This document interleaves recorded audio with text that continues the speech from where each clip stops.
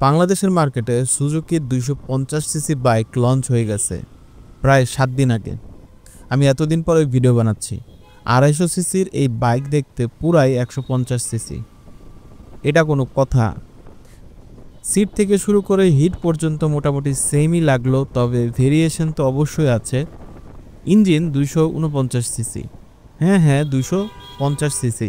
এমনি সুজুকি বাইকের মাইলেজ অনেক কম পায়, তার উপরে মাইলেজ কাউন্ট মিটার ইন ডিসপ্লেতে ব্যবস্থা রাখে নাই, যা খুবই খারাপ অবস্থা।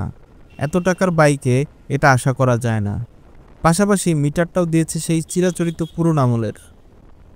ইন্ডিয়াতে সেম বাইকে ব্লুটুথ কানেকশন দেওয়া যায়, মিটারে মেসেজ দেখা যায়, ফোন দেখা যায় এবং আরও অনেক ফিচার আছে। এবং বাইকটাতে সাইড স্ট্যান্ড কাট আপ ফিচারটাও দরকার ছিল, যা বাইকটাকে আরও বেশি ভ্যালু করে তুলত।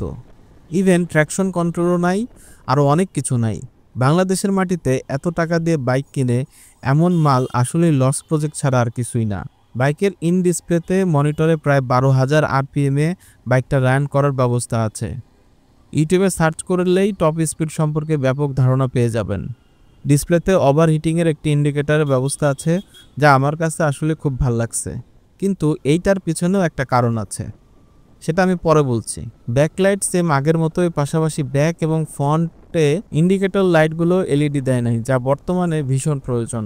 ব্রেকিংয়ের কথা যদি বলি, বাইকের ডুয়েল চ্যানেল এবিএস আছে, যা রাইডিংয়ে অধিক কনফিডেন্স দিবে। ব্যালেন্সের দিক থেকেও অসাধারণ হবে। বাইকের ফুল ট্যাঙ্ক অয়েল থাকার পরেও ওজন 156 কেজি হবে। সো বুঝতেই পারছেন রাইডারের কনফিডেন্স একটুও কমবে না। ইঞ্জিন সম্পর্কে কিছু বলার নাই। যদি ইঞ্জিন সম্পর্কে কিছু বলতে চাই তাহলে সেটা হচ্ছে ইঞ্জিনের অস্থির অবস্থা, full power, but engine liquid cooling system না দিয়ে অয়েল কুলিং সিস্টেমের ব্যবস্থা করছে, যা আমার কাছে মোটেও ভালো লাগে নাই।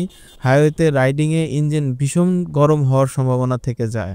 এই জন্যই হচ্ছে ডিসপ্লেতে ওভার হিটিং ইন্ডিকেটরের ব্যবস্থা করছে। সো বুঝতেই পারছেন আমি কেন বলছিলাম কিছুক্ষণ আগে।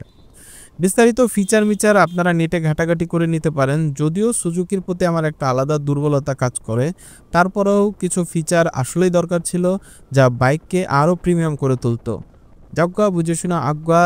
এই ভিডিওটা আসলে কোনো স্পন্সর বা কোনো দিক থেকে ইন্টেনশনালি করা না, এটা শুধুমাত্র আমার টোটাল অল ওভার ফিচার দেখে যেরকম লাগছে সেটাই আমি আসলে জানাইলাম।